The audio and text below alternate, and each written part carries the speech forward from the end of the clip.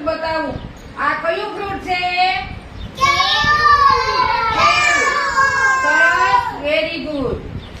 પછી બધાયને એક એક ફ્રૂટ નું નામ. આને શું કહેવાય? નિરાંતે તરબૂચ અત્યારે ઉનાળામાં ખવાય, આમાં પાણી વધારે હોય છે. આને શું કહેવાય? સફરજન. શું કહેવાય ગુરુને? સફરજન. સફરજન બધાયને ખાવાનું. આને શું કહેવાય? સ્ટ્રોબેરી કેવી હોય? ખાટી ખાટી ને મીઠી મીઠી. કેવી હોય?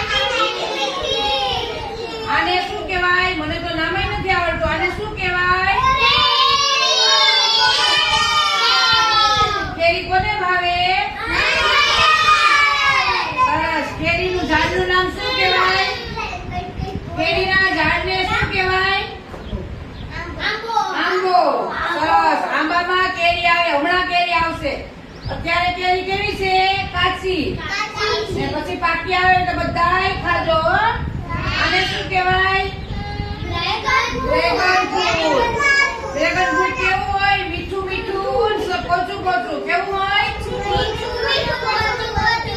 આને શું કહેવાય? મોસંબી.